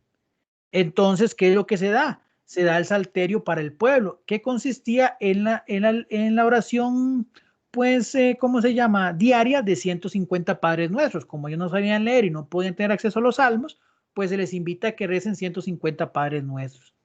Después aparece la tradición de rezar 150 Aves Marías. Ya después aparece otro pues salterio que era con oraciones o, ¿cómo llamarlo? Exaltaciones a la Virgen y a Jesús. Entonces, ya después, dentro de la tradición y unido al origen místico que se le da a través de Santo Domingo de Guzmán, después se empieza a configurar lo que conocemos como el rosario, que justamente es un Padre Nuestro al principio de cada misterio, 10 Aves Marías, bueno, ahorita es que son 20 misterios, pero inicialmente eran 150, eran 15 misterios. A 10 Ave Marías por misterio eran 150 Ave Marías. Y después, el Gloria al Padre y las jaculatorias después, que eran alabanzas a Jesús y a María. Entonces, vean cómo también, unido al tema de los salmos, pues se fue configurando mucho el tema del rosario. Ya después, conforme se fue desarrollando, y reitero, unido a la parte mística de Santo Domingo de Guzmán, se asignan ya los misterios, o mejor dicho, se le asigna a esas oraciones un misterio de la vida de Cristo, de la obra redentora de Dios, y ya empieza todo lo que es el tema de la reflexión a través del rosario, ¿verdad? Pero mucho del origen del rosario es justamente a través de la oración de los 150 salmos, que era muy, muy normal dentro de la tradición monástica de los primeros años del cristianismo. Con respecto a la liturgia de las horas, tengo una consultita. El salmo número 50 o 51, creo que lo hacen diariamente. Me parece que durante todas las liturgias lo repiten ese mismo. ¿Y por sí, hay algunos salmos que por su característica en la liturgia de las horas son muy recurrentes. De hecho, por ejemplo, bueno, permiso usar el celular porque yo aquí tengo la aplicación, pero por ejemplo, el primer salmo, el de En los laudes, por ejemplo, siempre se proclama el 94, que le llaman la invitación a la alabanza divina, que es venid, aclamemos al Señor, demos vítores a la roca que nos salva, entremos en su presencia dándole, por ejemplo. Hay salmos que por su particularidad y por lo que enseñan, son salmos que se mantienen. Lo mismo pasa que al final de los laudes, pues hacemos el canto de Zacarías, ¿verdad? Y a ti, niño, te llamarán profeta del Altísimo, porque irás, que no es un salmo propiamente, pero bueno, también le dan ese valor de un texto litúrgico que es necesario estar recordando. Pero sí, digamos, hay salmos que por sus características y digamos, por su valor, pues le dan esa resonancia, ¿verdad? Por ejemplo, bueno, el Miserere también, que como vos lo indicás, principalmente porque es un salmo muy, muy penitencial, digámosle, él encierra mucho el sentido de la conversión del ser humano. Entonces, recordemos que, bueno, como anteriormente, recordemos el contexto del Miserere. David, el rey según el corazón de Dios, aquel que ha sido elegido por Dios, recordemos, y del corazón, porque hablamos de Saúl, pero digamos, Saúl aparece como una respuesta a una solicitud del pueblo, pero ya en David sí se logra consolidar la figura de un rey. Ese rey sano, bueno, según el corazón de Dios, peca gravemente, y a través de eso, él pues, ¿cómo se llama? Pues se arrepiente y hace este salmo tan precioso donde él expone sus culpas, no esconde sus culpas, pero confía en la misericordia de Dios. Entonces, vean qué bonito también cómo a través de esos salmos podemos también vernos nosotros reflejados constantemente. Y por eso también invito mucho a que practiquemos la liturgia de las horas. Bueno, hay oraciones cada 3 horas y hay aplicaciones que, pues en este caso, nos pueden ayudar, pero si no, es que a ver si lo tengo por aquí a mano. Son muy hermosos. Yo sí, dime. Tengo el libro de liturgia a las horas, pero es muy difícil saber cuáles se rezan porque no van en orden, porque es de acuerdo al año litúrgico, me parece. Sí, es que digamos, cuando tenemos esos, le llaman breviarios. Esos breviarios son muy complicados porque tienes que tener conciencia de que estás en qué tiempo litúrgico, si estás en un año par o un año impar. También está este que les voy a mostrar, bueno, no sé, la lámpara no sé qué tanto me dejará, que se llama Liturgia de las Horas para el Pueblo o del Pueblo. Es un libro más pequeñito y lo que tiene normalmente son laudes, vísperas y completas. De hecho, es un libro pensado para la oración del pueblo. Entonces es un poquito más sencillo porque este sí va igual, pues habla un poco, digamos, de lo que es ¿cómo se llama? Igual va en semana 1, semana 2, semana 3, pero es un poquitito más manejable. Y entonces, y también va pues en función de los domingos y demás. Pero bueno, es siempre, de hecho el Papa San Juan Pablo II hizo algunas catequesis hablando sobre los salmos y la importancia de la liturgia de las horas en la vivencia del pueblo y la comunidad. ¿Por qué? Porque es orar con los salmos. Ah, caramba. Se supone que la clase la terminamos a las ya. Ay, bueno, les voy a robar unos 15 minutos porque creo que en los salmos nos entretuvimos suficiente, pero por lo menos para explicar un poquitito brevemente los otros libros, si me lo permiten. Bueno, el Cantar de los Cantares, en este caso, pues es atribuido a Salomón, pero realmente se dice que fue una compilación de diversos cantos y pues de diversos poemas del amor que se decían a lo largo de esas épocas que eran muy comunes.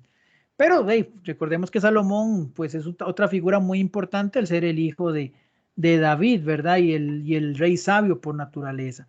Ok, ¿por qué el Cantar de los Cantares? Pues su nombre significa el más grande o el más amplio o el más bello o el mejor de los cantos. Por ejemplo, cuando decimos el campeón de campeones, el que me digas a prisa lo saco inmediatamente de la clase, por favor. Así que después hago la aclaración, pero no quiero que nadie me agregue nada. Cuando digamos el campeón de campeones, o en este caso significa el mejor de los mejores. Entonces, eso es lo que significa el libro. El género le llaman poesía alegórica. ¿Qué se refieren con poesía alegórica? Quiere decir que es una comparación, un ejemplo, un estilo que genera una comparación muy larga. Él empieza a comparar ciertas cosas. De hecho, si leemos la estructura del libro, Sí, pues hay piropos que verdaderamente, en condiciones normales, en la época eran para que se le derritieran los helados a cualquier dama. Ahorita, si le decimos algunos de esos piropos a las damas actualmente, muy probablemente nos ganemos una bofetada o que nos acusen de acoso o de faltos de respeto. Pero es que ahorita a ver si encuentro alguna de las bellas piropos de la época que ahorita están un poquito descontextualizados.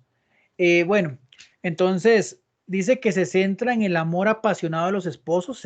Es un texto que habla muchísimo de la relación.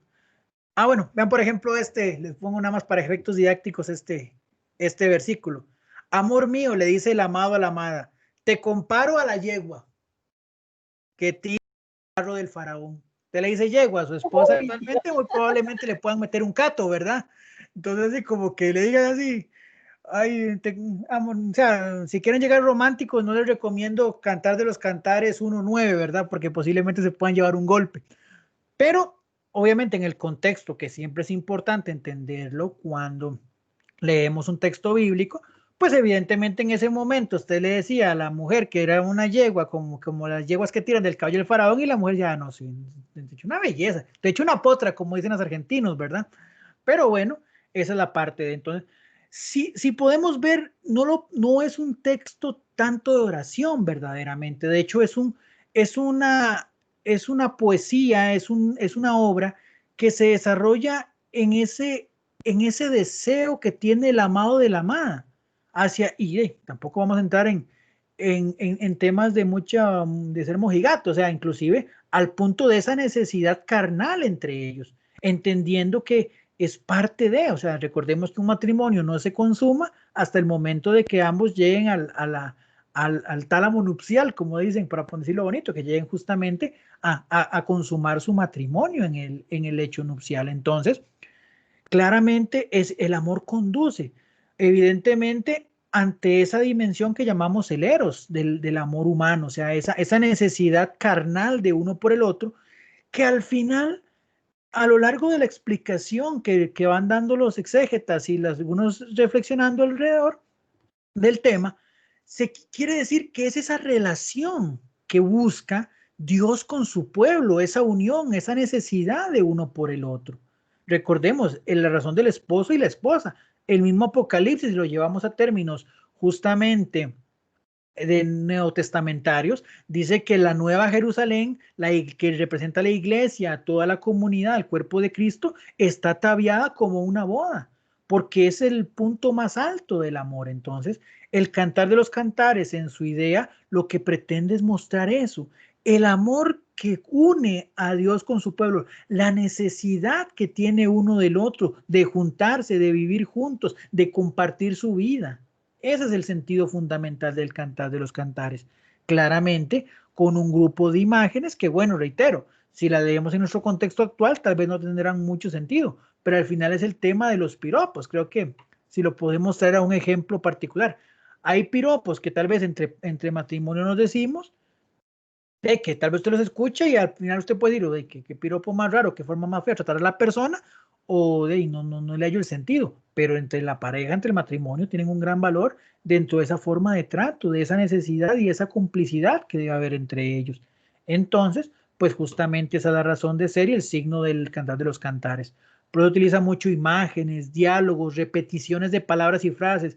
Cuando usted ocupa que algo quede y que guarde, usted lo repite y lo repite. Entonces, volvemos a ese tema, digamos, es un texto, es un poema muy, muy apasionado, muy fuerte. Bueno, la estructura del libro, pues cuando lo vean, es principalmente sea el diálogo entre el amado y la amada y ese diálogo que se buscan y que se dicen cosas bonitas y que en este caso, pues se necesitan uno del otro. Después viene el primer cantar, es ese diálogo. Después, más adelante, son una serie de cantos que tienen como una estructura muy similar. Después, bueno, no sé qué tendrá esa dama y no sé qué le pasa, seguro de eso siempre, de tiempos inmemoriales, las damas teniendo sueño y se duermen. Entonces la amada se duerme y el amado la vela, como el pueblo de Israel, que a veces pues se dormía en los laureles y se olvidaba de Dios, pero igual lo anhelaba y lo pensaba, como dice pues el tercer cantar, que son visiones en sueños que tiene la amada y los halagos del amado que la ve y dice, qué hermosa que eres, qué bella que eres, cómo me encantas, qué ternura verte, qué alegría verte. Entonces, por ahí viene esa parte. Y después viene el cuarto canto, que es la angustia. Normalmente dentro de la estructura del Cantar de los Cantares, pues vemos que la novia se despierta, la amada se despierta y el amado no está. Y lo busca, y dice inclusive que ella sale a la calle a buscarlo. ¿Por qué? Como recordando esos momentos donde a veces pues el pueblo se alejaba de Dios y el pueblo lo buscaba después porque había perdido la bendición, porque el pueblo mismo se había alejado, lo había dejado escapar. Y después, en el quinto canto, pues ya es el culmen de la relación, el culmen del encuentro, que al final, pues es lo que conlleva todo eso, esa unión, ese vínculo del pueblo de Israel. Y volvemos al tema, contextualizado dentro del contexto posexílico, es un canto donde tal vez nos recuerda justamente que a pesar de que por un momento pensamos, o el pueblo judío pensó que había perdido a su amado, que había perdido al Señor, el Señor lo busca y se vuelve a unir con su pueblo. Entonces, el sentido del texto simplemente es una alegoría del amor de Dios de Israel, o sea, cómo Dios ama a su pueblo y cómo su pueblo pues también busca a su amado, el pueblo, como el pueblo de Israel busca a Dios, y que después extenderá esta relación de amor a todos nosotros a través de Cristo, ¿verdad? Como lo explica Orígenes, un padre de la iglesia que hace una explicación pues sobre el libro del Cantar de los Cantares, y otro pues padre de la iglesia que se llamaba Hipólito, ¿verdad? Que él hace pues esa relación entre ese amor que los lleva a ellos a buscarse, a la relación de Dios y su pueblo, y a la relación de locura de Dios con nosotros al punto de entregar a su hijo. Y bueno, recordemos que el matrimonio consumado, el matrimonio, esa entrega de uno a otro en la pareja, es justamente el mejor ejemplo que tenemos pues de lo que es el entender de lo que es la alianza, inclusive la alianza vista desde el tema bíblico.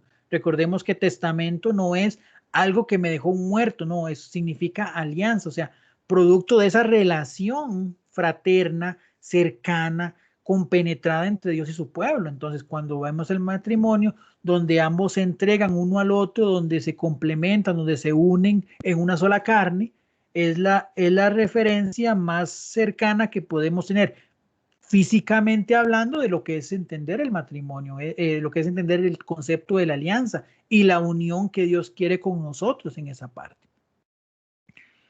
Eso por ahí el Cantar de los Cantares. Y cerramos, ya quedan pocas diapositivas, esto es rápido, pues para no quitarles más su tiempo, el tema de las Lamentaciones. Lamentaciones es un libro que se le atribuye al profeta Jeremías, pues verdaderamente la temática que tiene el libro va mucho en función a la profetización y predicación de Jeremías, ¿verdad? Recordemos que inclusive en uno de los pasajes, creo que es el capítulo 27, por ahí si no me falla la memoria, Jeremías, Dios pone a Jeremías a que se ponga un yugo y camine por el pueblo y le indique a los reyes que la libertad del pueblo, o la libertad a la que pueda ambicionar el pueblo, debe de ser la capacidad de libertad de darle culto a Dios, no necesariamente el hecho de que pertenezcan a un imperio o pertenezcan a otro. Pero bien, mientras Jeremías llevaba la voz de Dios, aparecieron falsos profetas que decían que eso no podía ser, que verdaderamente el pueblo de Dios debe ser un pueblo liberado, que no debería estar bajo la subyugación de ningún imperio, y empiezan a llevar con la contraria al mensaje que Dios había enviado a través de Jeremías. ¿Y qué es lo que ocurre? Que viene la destrucción, viene el imperio babilonio y destruye justamente el pueblo y lleva cautivos a la gran mayoría, o por lo menos a las personas más importantes del pueblo de Israel. Entonces, ¿cuál es el estilo de Lamentaciones? Lamentaciones utiliza un género que se llama la elegía, que es como un género de lamento, es el llanto, el sufrimiento de aquel que se siente devastado, que ha perdido todo. Los cánticos de Lamentaciones están conformados por 22 estrofas. ¿Por qué 22 estrofas? Viene, digamos, esta otra palabra, el alefato.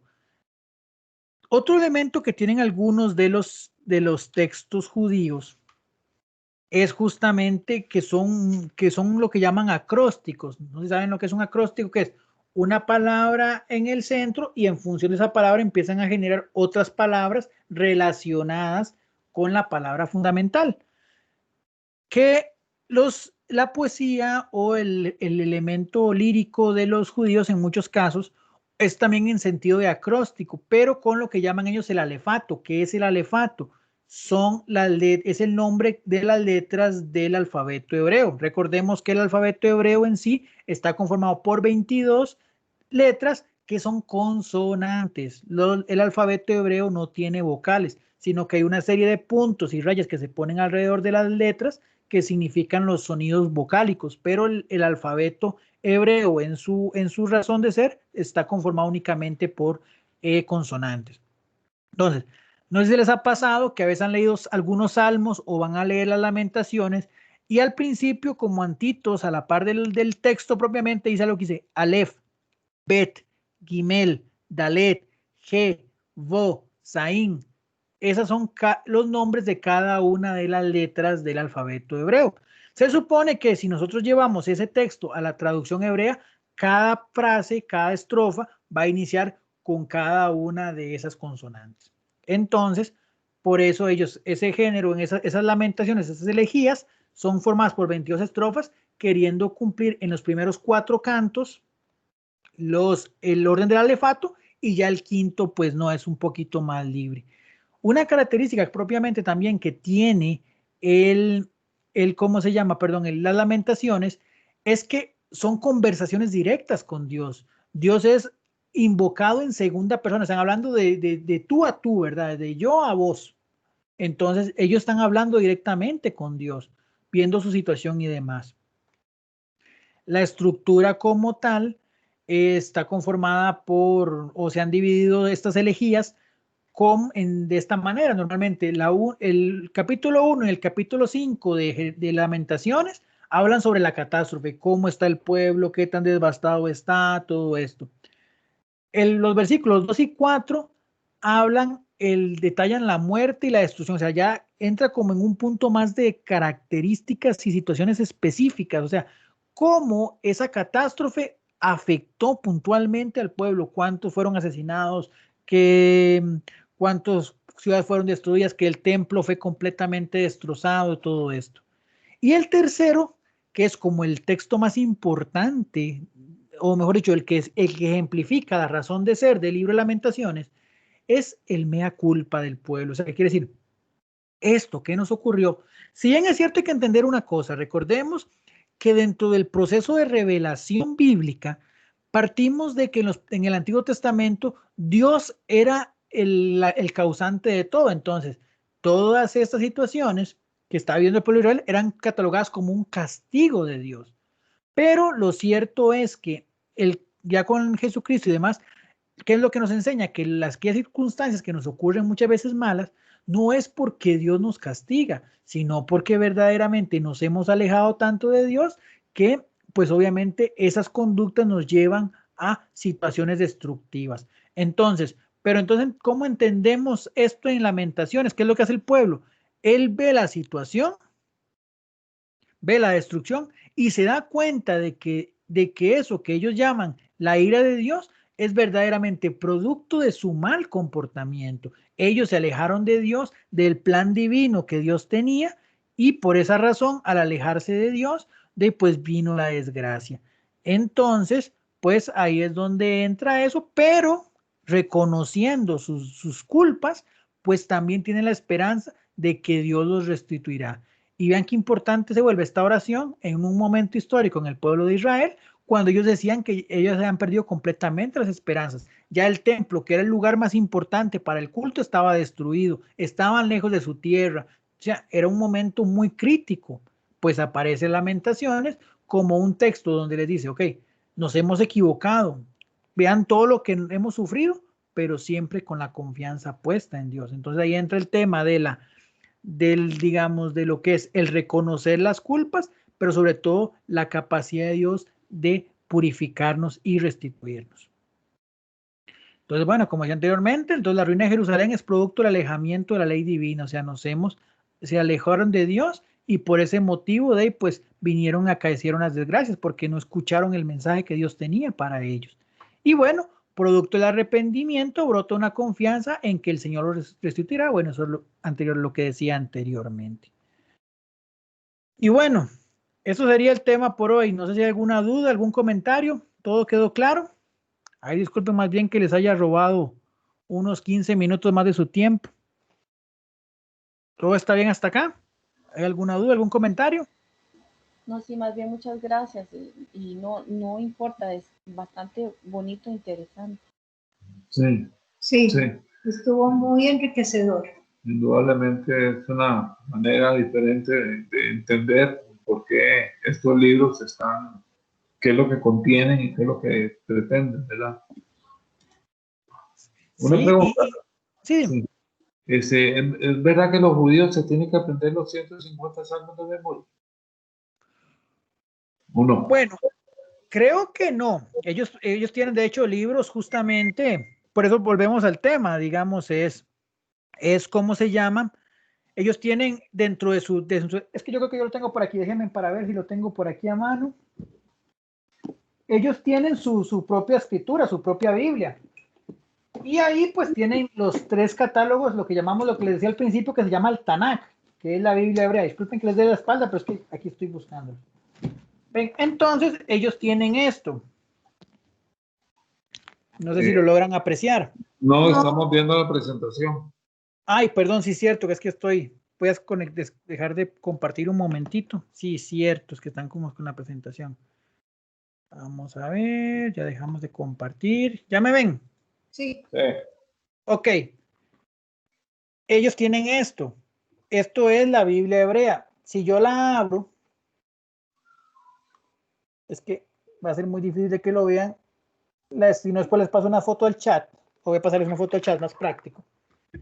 Ellos aquí tienen todos sus libros, reitero. La Biblia hebrea es muy similar al Antiguo Testamento. Es ¿cómo se llama? Vamos a enseñarles una fotito. Solo que hay una particularidad. Ya les estoy mandando en el chat la foto. Lo primero que van a ver es justamente cómo se escribe el hebreo. Hago una aclaración y humildemente, o sea, yo no sé todavía leer hebreo. La idea es retomar un curso que he sacado para poder aprender el hebreo bíblico. Lo que pasa es que ahorita por problemas de tiempo no lo he podido llevar. Pero si ustedes pueden ver, la primera foto que les envié en el chat es justamente cómo se escribe el hebreo, con una particularidad. El hebreo no se lee como nosotros lo leemos de izquierda a derecha. El hebreo se lee de derecha a izquierda. Y de hecho, el libro, esta Biblia, se lee de atrás para adelante. ¿Por qué? Porque la forma del hebreo de escribir es justamente pues de esa manera. Entonces, este primer libro que tengo yo acá, que les mostré este primero, esta es la Torá, o sea, son los 5 primeros libros, lo que para nosotros es lo que llamamos el Pentateuco.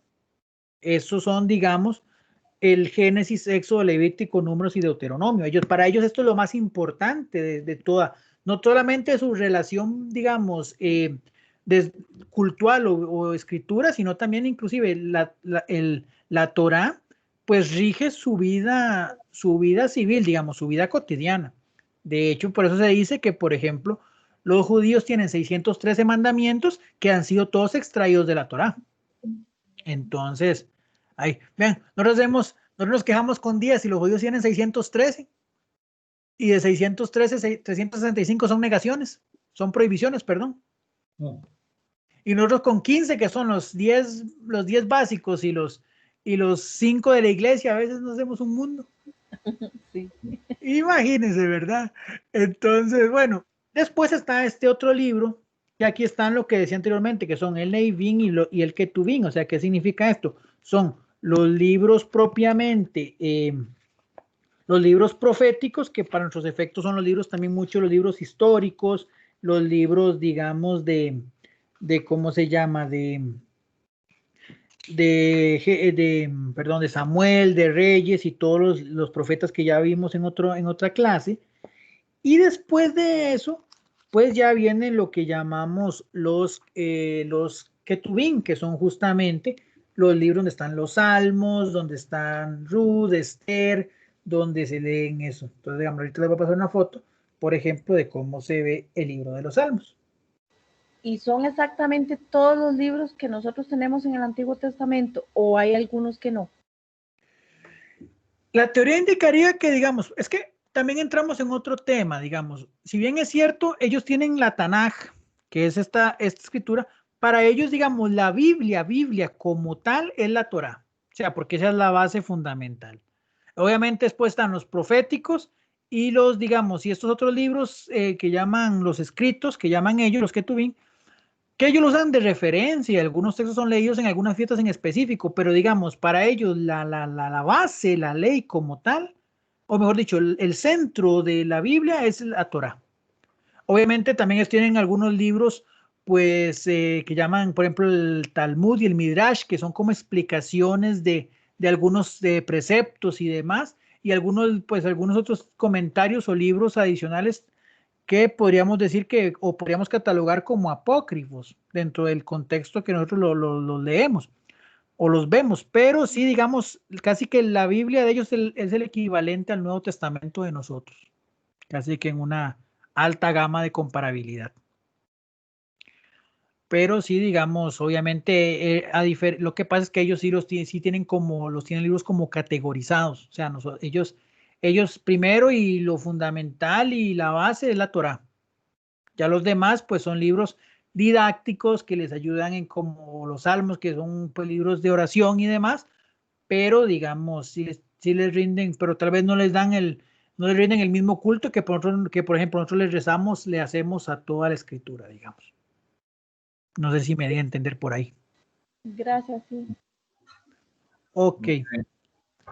Entonces, bueno, entonces nada más para ir cerrando, ¿qué es el ejemplo? ¿Cuál es cómo se llama el llamado, la vocación? Pues obviamente seguir acercándonos a la lectura de la Biblia y de manera particular, pues unido a la lectura de los textos pues aprovechar los salmos, principalmente.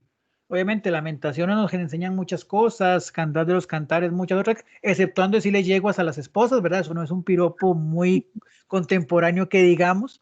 Entonces, no se le ocurra utilizar primera de Cantar de los Cantares 1:9 porque le pueden dar un golpe, entonces no se la juegue.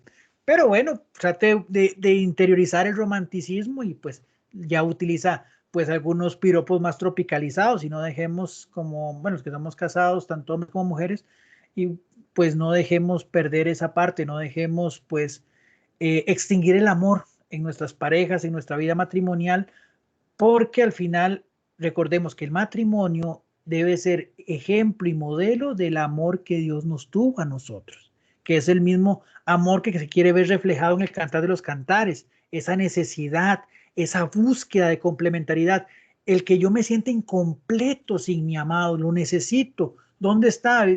Si leen el texto de esta cuestión de Cantar de los Cantares, si ustedes lograran leerlo, la parte cuando la amada se despierta y no está el esposo cerca, dice que ella corre desesperada a buscarlo. Así nosotros deberíamos de buscar desesperadamente a nuestras parejas y también pues entender el contexto de el amor que Dios nos tiene a nosotros. Entonces, eso por ese lado. Y bueno, aprovechar, reitero, los salmos y a través de liturgia de las horas y demás. Bueno, para ir cerrando y para no quitarles más de su tiempo, pues vamos a hacer la oración. No sé si ahorita la logran ver. Que obviamente y no puede ser de otra manera, debe ser un salmo. Entonces, es una parte, es el inicio del Salmo 119. Lo conocemos más en una canción que es pues, tu palabra me da vida, confío en ti, Señor. No la canto yo porque si no dejaría de ser un himno y se convertiría en un canto penitencial. Entonces, mejor por eso se los voy a hacer orado. Y con esto, pues, terminamos la sesión de hoy. Entonces, en el nombre del Padre, del Hijo y del Espíritu Santo. Amén. Dichosos aquellos cuya conducta es intachable, los que caminan en la ley del Señor. Dichosos los que guardan sus decretos, los que lo buscan de todo corazón, los que no cometen ningún crimen, los que siguen sus caminos. Tú has promulgado tus preceptos para que sean estrictamente cumplidos. Ojalá sea firme mi conducta en guardar tus decretos Entonces no tendré vergüenza alguna en mirar a todos tus mandamientos. Te daré gracias con un corazón recto, instruido por tus sentencias justas. Yo voy a guardar tus mandamientos. No me abandones tú del todo. Gracias, Señor, por la oportunidad de compartir y te pedimos humildemente que nos cuides y nos ayudes. Bendícenos siempre y confiamos en tu amor. Y a nuestra Madre Santísima, que también recibió la palabra y la hizo suya en su corazón, le pedimos que ella, que está frente al trono de la gracia, nos alcance la bendición del cielo. Dulce Madre, no te alejes, tu vista de nosotros no apartes. Ven con nosotros a todas partes y nunca solo nos dejes. Y ya que nos proteges tanto como verdadera Madre, haz que nos bendiga el Padre, el Hijo y el Espíritu Santo. Amén. Amén. Bueno, un gusto y un placer haber compartido con ustedes esta sesión. Y bueno, pues esperamos vernos más adelante y sigamos firmes en el estudio de la palabra. Muchas Pasen gracias. una bendecida Gracias, noche buenas y que noches. Diosito me los bendiga. Buenas Buenas noches. noches a todos. Gracias, Muchas buenas gracias, noches. especial Isaac. Mucho gusto para servirles. Que tengan un bonito descanso. Igual. Igualmente, bendiciones. Amén. Gracias.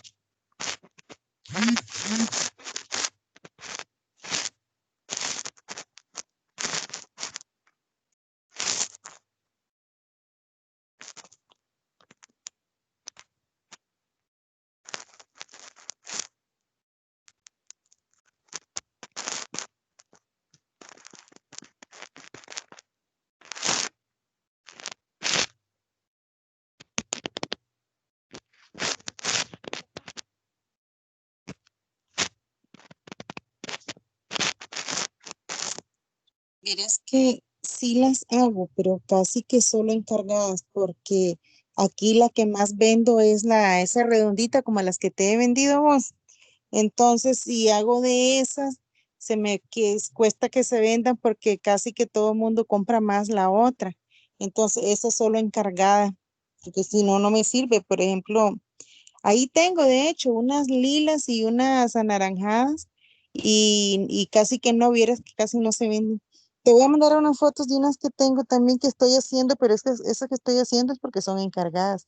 Te la voy a mandar para que las veas.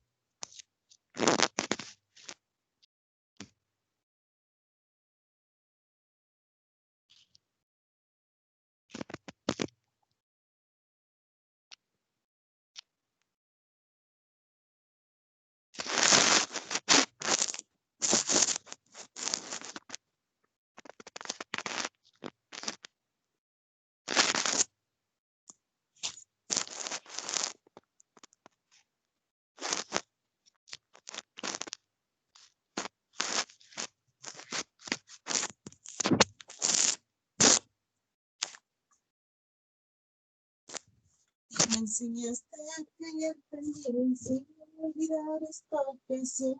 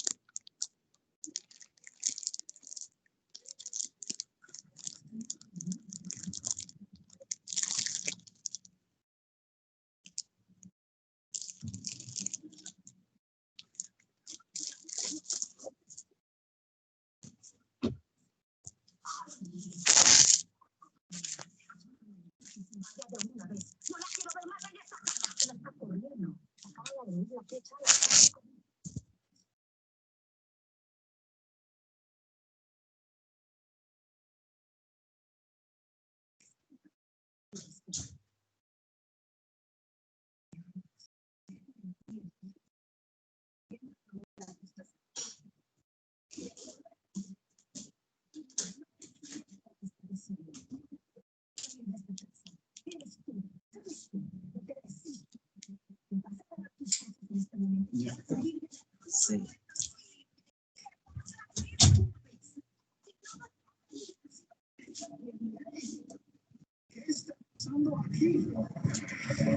Que le diga, quemó a la pobre viejita tonta. Y le echó así. Mira, le pegó el planchazo, ¿verdad?